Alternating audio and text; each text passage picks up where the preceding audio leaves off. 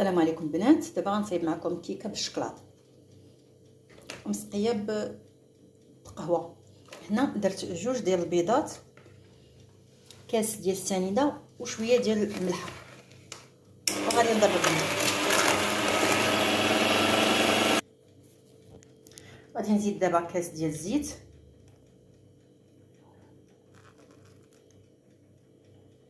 نفس الكاس اللي عبرت به الزيت هو نفسه اللي عبرت به السنيده.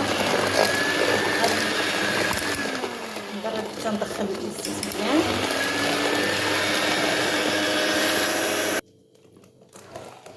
هنا زدت كاس ديال ياغورت عادي، درت ياغورت طبيعي.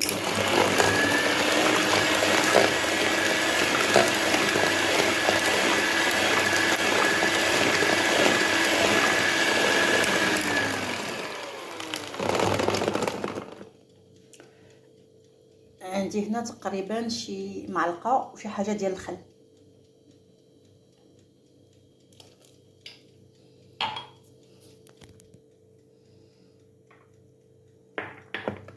شاده بيد وتنخدم بيد. هنايا عندي 3 المعالق ديال الكاكاو ديال الحليب ديال الشكلاط ديال الحليب. ما درتش الكاكاو مر لانه كيجيني بحال كتجيني كيكه مدقصه وكتجيني فيها واحد الريحه ما كتعجبنيش.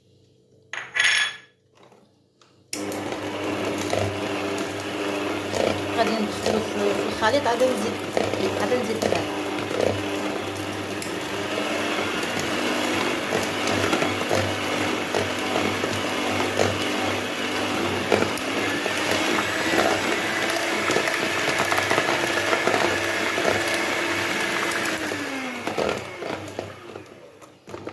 دابا غادي نزيد الدقيق، غادي نزيد 2 كيسان ديال الدقيق، غادي نشوف مازال شحال خاصني نزيد من بعد. غادي ندير 2 كيسان في الاول ونحاول ندخلهم في الخليط وغادي نشوف من بعد شحال خاصني نزيد.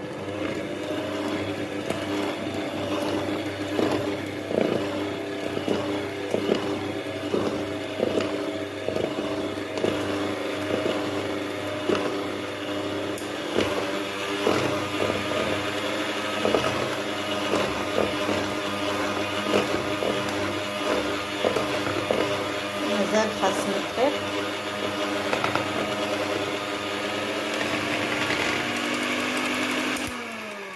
نحيد الدراب دابا ونخدم.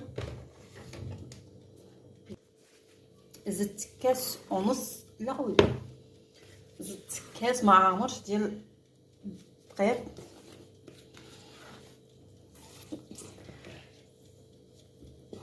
صافي جاني هذا هو الخليط اللي باغا. وغادي نزيد هنا 2 خمارات ونص. قلت لكم كاس ونص، غتبان لي 2 خمارات ونص.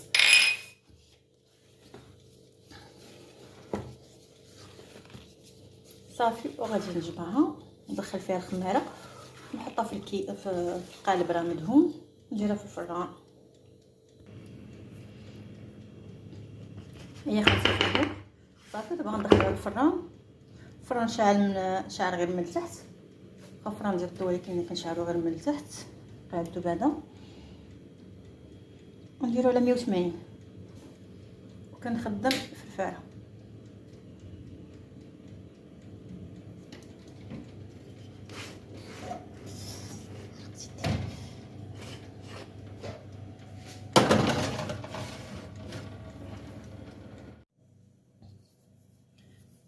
هي الكيكه طابت خرجت بردت.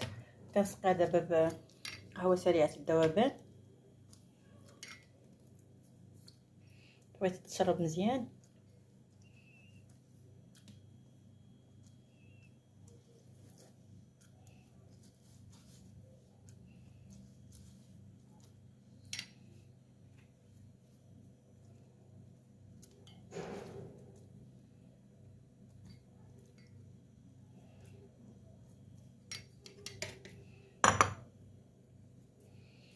الجناب ديالها باش سقيتها بالقهوه مزيان. ودابا خويت عليها دانيت ديال الشكلاط كندهنها.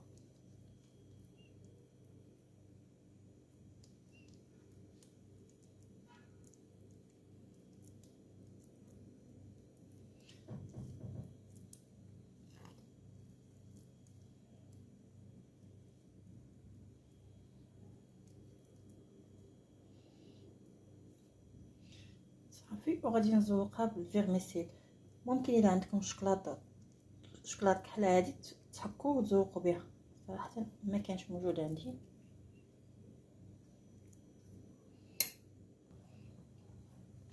ها هي كلمتها زوقتها بالفيرميسيل.